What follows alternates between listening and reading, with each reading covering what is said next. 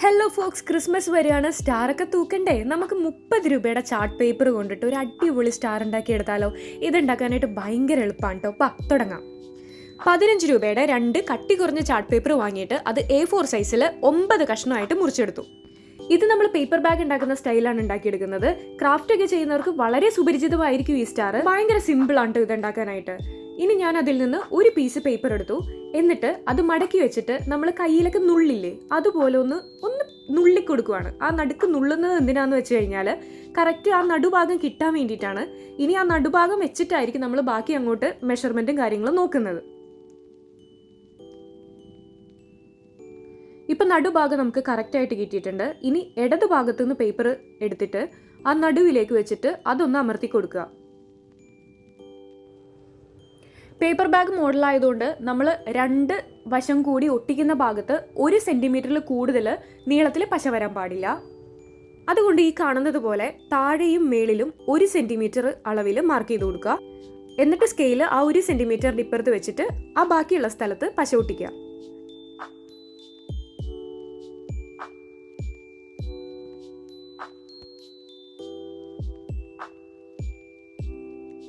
പശ തേച്ച ഭാഗത്തേക്ക് പേപ്പറിന്റെ അങ്ങേയറ്റം ഒട്ടിച്ചു കൊടുത്തു. സ്കെയിൽ ഇതുപോലെ വെച്ചിട്ട് ചെയ്യുവാണെങ്കിൽ നമുക്ക് കുറച്ചുകൂടി എളുപ്പമുണ്ട് ഒട്ടിച്ചു കൊടുക്കാനായിട്ട്. ഇനി മറ്റേ ഭാഗവും നന്നായിട്ട് മടക്കി അമർത്തി കൊടുക്കുക. ഇത് ആദ്യത്തെ പീസ് വീഡിയോക്ക് വേണ്ടി ഷൂട്ട് ചെയ്യുന്നത് കൊണ്ടാണ് ഇത്ര സ്ലോ ആയിട്ട് പോകുന്നത്. ഇനി അങ്ങോട്ടുള്ള പീസ് നമുക്ക് ഈ ഒരു സംഭവം പിടികിട്ടി കഴിഞ്ഞു കഴിഞ്ഞാൽ പെട്ടെന്ന് തന്നെ നമുക്ക് ചെയ്തെടുക്കാവുന്നേ ഉള്ളൂ. ഭയങ്കര സിമ്പിളാണ്. ഇനി പേപ്പർ ബാഗ് പോലെ ആക്കണം. അതുകൊണ്ട് 2 സൈഡും ഉള്ളിലേക്ക് മടക്കി കൊടുക്കേണ്ടതായിട്ടുണ്ട്. അപ്പം അതുകൊണ്ട് 2.5 സെന്റിമീറ്റർ താഴെയും മുകളിലും അളവ് വെച്ചിട്ട് സ്കെയിലിൽ മാർക്ക് ചെയ്യുക. ഇതിപ്പോൾ A4 സൈസ് ആയതുകൊണ്ടാണ് നമ്മൾ 2.5 സെന്റിമീറ്റർ മാർക്ക് ചെയ്ത് കൊടുക്കുന്നത് സൈഡിൽ. ഇത് കുറച്ചുകൂടി വലിയ പേപ്പർ ആണെങ്കിൽ നമ്മൾ അതനുസരിച്ചിട്ട് കുറച്ചുകൂടി അളവ് കൂട്ടി കൊടുക്കേണ്ടി വരും.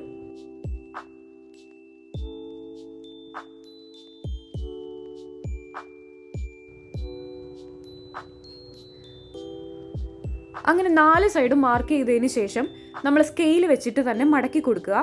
മടക്കുമ്പോൾ 2 സൈഡും മടക്കുക. എന്നിട്ട് പേപ്പർ മറിച്ച് വെച്ചിട്ട് അപ്പുറത്തെ പുറവും ഇതുപോലെ മടക്കി കൊടുക്കുക.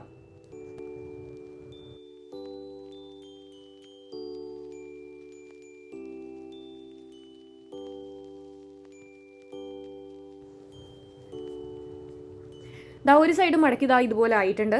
ഇനി ഇത് മറിച്ച് വെച്ചിട്ട് അപ്പുറത്തെ പുറവും നമ്മൾ ഇതുപോലെ തന്നെ മടക്കി കൊടുക്കണം.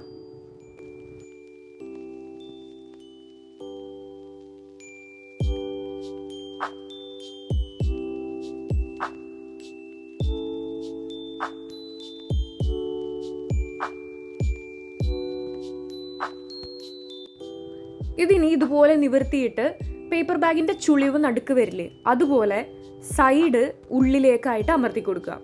അതായത് സൈഡിലെ ഈ ഒരു വര അകത്തേക്ക് പോകണം. എന്നിട്ട് പേപ്പർ ബാഗ് പോലെ ആവണം.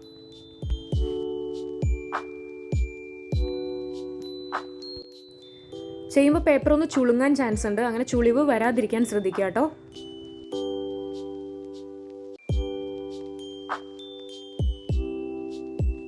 ഇതാ 2 സൈഡും ഇതുപോലെ ഉള്ളിലേക്കായിട്ട് മടക്കി വെച്ച് കൊടുത്തുട്ടാ.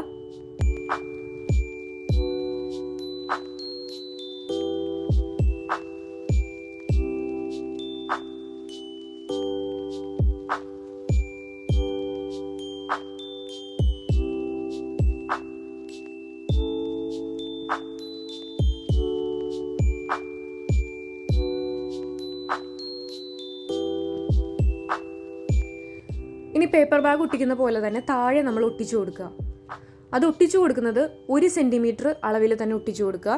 കാരണം ഈ 1 സെന്റിമീറ്റർ മെഷർമെൻ്റ് ആണ് നമ്മൾ ഈ ഒരു പീസിന് വേണ്ടി എടുക്കുന്നതെങ്കിൽ ആ സെയിം മെഷർമെൻറ്റ് തന്നെ ബാക്കി എല്ലാ പീസിലും നമ്മൾ ചെയ്യണം. അപ്പോൾ അതുകൊണ്ടാണ് കറക്റ്റ് ഒരു അളവ് ആയിട്ട് വെച്ചേക്കുന്നത്. 1 സെന്റിമീറ്ററിൽ കുറഞ്ഞാലും കുഴപ്പമില്ല, പക്ഷെ ആ കുറയുന്ന കണക്ക് വേണം ബാക്കി എല്ലാത്തിലും ഒട്ടിക്കാനായിട്ട്. അപ്പോൾ അങ്ങനെ കുറവ് കണക്ക് എടുത്തു കഴിഞ്ഞാൽ നമുക്കത് കുറച്ചുകൂടി ബുദ്ധിമുട്ടായിരിക്കും. അപ്പോൾ അതുകൊണ്ട് കറക്റ്റായിട്ട് 1 സെന്റിമീറ്റർ മെഷർമെൻറ്റ് തന്നെ നമ്മൾ എടുക്കാൻ ശ്രമിക്കുക. അപ്പോൾ ആ 1 സെന്റിമീറ്റർ അളവിൽ പെൻസിൽ കൊണ്ട് പേപ്പറിൽ നമ്മൾ മാർക്ക് ചെയ്ത് വെച്ചു. ഇനി അത്രയും ഭാഗം ശ്രദ്ധിച്ചു നോക്കിയോ, ഇവിടെ നിന്ന് നമ്മളിങ്ങനെ കട്ട് ചെയ്തെടുക്കുവാണേ. ആ അടിയിലുള്ള ഭാഗം മാത്രം മതി നമുക്ക്. ആ പെൻസിൽ കൊണ്ട് മാർക്ക് ചെയ്തേക്കുന്ന ആ ഭാഗം നമ്മൾ പൂർണ്ണമായിട്ട് കട്ട് ചെയ്ത് മാറ്റുവാണ്.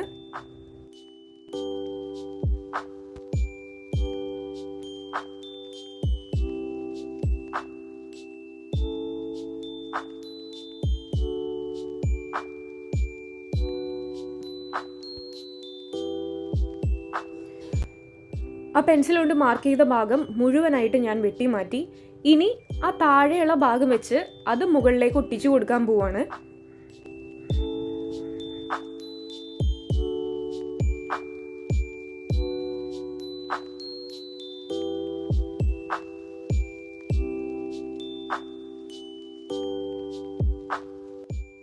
ഈ ഒരു ഭാഗത്ത് പശ തേച്ചിട്ട് ഇനി ഒട്ടിക്കാൻ പോവാണ്.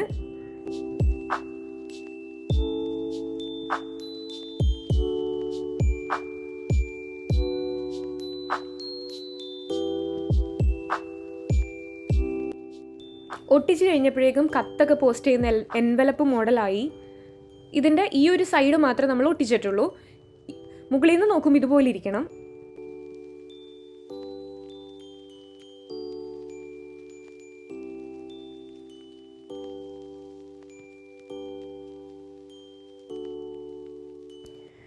ഇനി നമ്മൾ ഡിസൈൻ ചെയ്യുക. അത് നമുക്ക് ഇഷ്ടമുള്ള പോലെ തന്നെ ഡിസൈൻ നമ്മളുടെ മനസ്സിലുള്ള പോലെ ചെയ്തെടുക്കാം. പക്ഷേ മുകളിൽ നിന്ന് താഴേക്കായിരിക്കണം ഡിസൈൻ പോകേണ്ടത്. കാരണം സ്റ്റാറിൻ്റെ ലീഫ് എങ്ങനെയാണോ വരുന്നത് അത് മനസ്സിൽ വെച്ചിട്ടായിരിക്കണം നമ്മൾ ഡിസൈൻ ചെയ്യേണ്ടത്. സ്കെയിൽ ഉപയോഗിച്ചിട്ട് തന്നെ മെഷർമെൻറ്റ് എടുത്തിട്ട് ഡിസൈൻ ചെയ്യാൻ ശ്രമിക്കുക കേട്ടോ. എന്നാലേ കുറച്ചുകൂടി പെർഫെക്റ്റ് ആയിട്ട്, എന്നാലേ കുറച്ചുകൂടിയല്ല നല്ല പെർഫെക്റ്റ് ആയിട്ട് വരത്തുള്ളൂ. ഞാൻ ഒരു സൈഡ് ചെയ്ത അതേ ഡിസൈൻ തന്നെയാണ് ഞാൻ അപ്പുറത്തെ സൈഡും ചെയ്യുന്നത്. വേണമെങ്കിൽ നമുക്ക് രണ്ട് ഡിസൈൻ ചെയ്യാവുന്നതേ ഉള്ളൂ. പക്ഷെ ഞാൻ ഒരു സൈഡ് ചെയ്ത അതേ സെയിം ഡിസൈൻ തന്നെ ഞാൻ അപ്പുറത്തെ സൈഡിലും കൊടുക്കുവാണ്. മുകളിൽ ഡിസൈൻ ചെയ്യുന്ന സമയത്ത് ഈ താജ്മഹലിൻ്റെ മുകളിൽ കാണുന്ന പോലത്തെ ആ ഒരു കൂടാരം, ഒരു തൊപ്പി ഷേപ്പ് അത് വരണമെന്നില്ല. നിങ്ങൾക്ക് ഇഷ്ടമുള്ള ഡിസൈൻ വരക്കാം. അങ്ങനെ വരക്കാൻ ബുദ്ധിമുട്ടുള്ളവരാണെങ്കിൽ സ്കെയിൽ കൊണ്ട് സ്ട്രെയിറ്റ് വരക്കാവുന്നതാണ്. അങ്ങനെ നമ്മളുടെ മനസ്സിലുള്ള ഡിസൈൻ പോലെ ചെയ്തെടുക്കാം. പക്ഷേ ആ ലീഫിൻ്റെ അറ്റം ചുരുങ്ങുന്ന രീതിയിൽ, ലീഫിൻ്റെ അറ്റത്തേക്ക് ചുരുങ്ങി വരുന്ന രീതിയിൽ ഡിസൈൻ ചെയ്യുക. എന്നാൽ മാത്രമേ ഭംഗി ഉണ്ടാവുള്ളൂ കാണാൻ.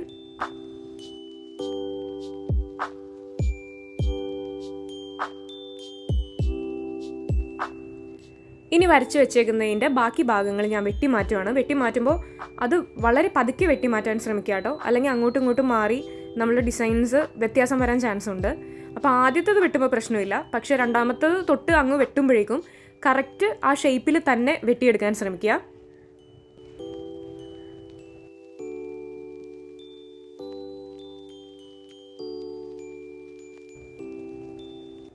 ഇതുപോലെ ഒരു ലീഫ് കംപ്ലീറ്റ് ആയതിനു ശേഷം നമ്മൾ ബാക്കിയുള്ള ലീഫും ചെയ്യണം. ആ ചെയ്തെടുക്കുന്നതിന് മുന്നേ ആയിട്ട് തന്നെ നമ്മൾ ആദ്യം ഒരു പേപ്പർ ബാഗ് പോലെ ഉണ്ടാക്കി വെച്ചില്ലേ, അത് തന്നെ 9 പീസ് ഞാൻ ടോട്ടലായിട്ട് ഉണ്ടാക്കിയിട്ടുണ്ടായിരുന്നു.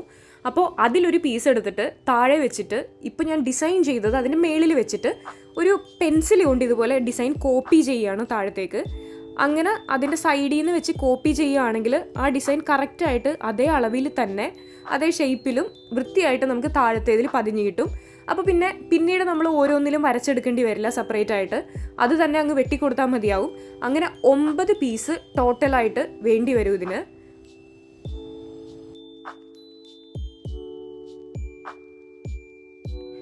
അങ്ങനെ ഓരോന്നിലും കോപ്പി ചെയ്ത് ടോട്ടൽ 9 പീസ് ഞാനിവിടെ ഉണ്ടാക്കി വെച്ചിട്ടുണ്ട്.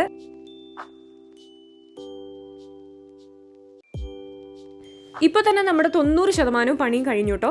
ഇനി നമ്മൾ ഇത് തമ്മിൽ കൂട്ടി യോജിപ്പിക്കുക. അതിനായിട്ട് നമ്മൾ ഗമ്മ് വെച്ചിട്ട് ഒട്ടിക്കുകയാണ്. അത് ഒരു പീസ് എടുത്തിട്ട് അതിൻ്റെ നടുക്ക് ഇതുപോലെ സ്കെയിൽ വെച്ചിട്ട് പശ തേച്ച് കൊടുക്കുക. സ്കെയിൽ വെച്ചിട്ട് തേക്കുകയാണെങ്കിൽ കുറച്ചുകൂടി എളുപ്പമാണ്. അത് 1 സെൻറ്റിമീറ്റർ അളവൊന്നും എടുക്കണമെന്നില്ല.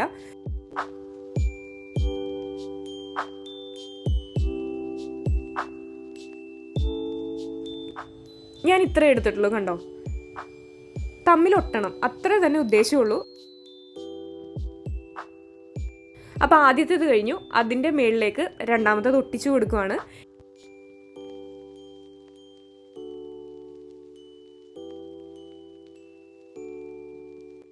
അപ്പോൾ രണ്ടാമത്തേത് അതിൻ്റെ മുകളിൽ വെച്ചിട്ട് എൻ്റെ ഏകദേശം എനിക്ക് തോന്നിയ ഒരു അളവിൽ ഞാനതങ്ങ് പശ തേച്ചു.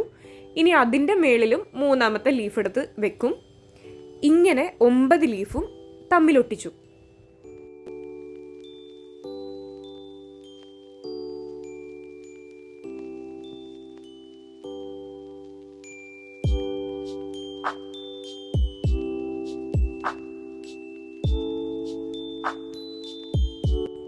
അങ്ങനെ 9 ഒട്ടിച്ച് കഴിഞ്ഞു. ഇതുപോലെ കിട്ടിയിട്ടുണ്ട്. നല്ല ഭംഗിയുണ്ട് കാണാനായിട്ട്. പിന്നെ അളവിൽ ചെറിയ വ്യത്യാസങ്ങളൊക്കെ വരുവാണെങ്കിൽ അത് നമുക്ക് പെട്ടെന്ന് മനസ്സിലാവില്ല കേട്ടോ. ചെറിയ വ്യത്യാസങ്ങളൊക്കെ തമ്മിൽ വരാൻ ചാൻസ് ഉണ്ട്, കാരണം മെഷീൻ കട്ടൊന്നും അല്ലല്ലോ, നമ്മൾ കൈപ്പണിയല്ലേ. അത് കഴിഞ്ഞപ്പോൾ ഒരു 2 മണിക്കൂറോളം ഞാൻ പശയൊന്ന് ഒട്ടാനായിട്ട് വെച്ചു. അതിനുശേഷം എന്താ നല്ല ഭംഗിയായിട്ട് കിട്ടിയിട്ടുണ്ട് സ്റ്റാർ. ഇനി ഇത് 2 സൈഡ് നമ്മൾ ജോയിൻ ചെയ്ത് കൊടുക്കണം. സാധാരണ നൂലിട്ടാണ് കെട്ടാറ്. അപ്പം നമ്മളുടെ കയ്യിൽ ഏത് നൂലാണെന്ന് വെച്ചാൽ ഇട്ട് കെട്ടാം. പക്ഷേ കുറച്ച് കട്ടിയുള്ള നൂലായിരിക്കണം.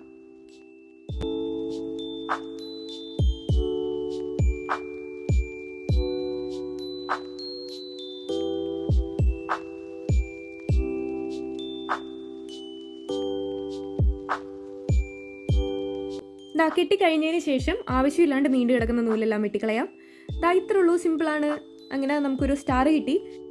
സാധാരണ നമ്മൾ കാണുന്ന സ്റ്റാറിൻ്റെ അത്ര വലിപ്പമില്ല, പക്ഷെ വലിപ്പ കുറവുമില്ല. അപ്പോൾ എല്ലാവർക്കും ഇഷ്ടപ്പെട്ടെന്ന് വിചാരിക്കുന്നു. അടുത്ത വീഡിയോയിൽ കാണാം. താങ്ക്